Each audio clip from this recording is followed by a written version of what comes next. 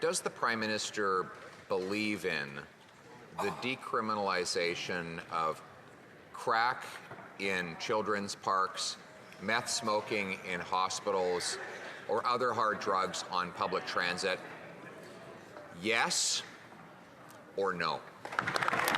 Speaker, we believe in working with British Columbia and with any province that wants us to work with them on this. It's an important question, Mr. Speaker, because we need to know what he's going to do next.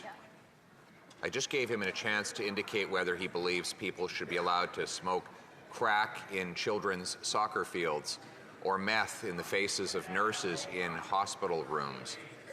He refused to answer, which begs the question of whether or not he will try to impose the same radical and extremist policy elsewhere. So once again, does he believe that people should be allowed to smoke meth or crack in children's soccer fields? Speaker, obviously no one in this House does. That is why we agreed with the British Columbia government to modify their pilot project to better suit their concerns. Speaker, the Prime Minister legalized the use of hard drugs like meth, crack, and heroin in children's parks and in hospitals, and he won't rule out doing it again. This is not an academic question. The City of Toronto submitted a 153-page application, and I quote, seeking an exemption under Section 56.1 of the Controlled Drugs and Substances Act that would decriminalize personal possession of illicit substances within Toronto's boundaries. The Prime Minister's government has been working secretly with Toronto on that plan ever since. Will he, yes or no, rule out decriminalization in Canada's biggest city? Here.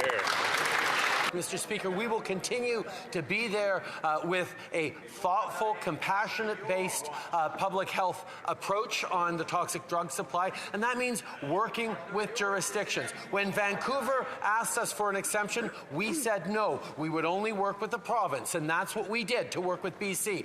The same thing when it comes to Ontario or Quebec, we will only work with the provinces to ensure any projects they have go. So he refuses to rule out repeating this disastrous experiment that killed 2,500 British Columbians.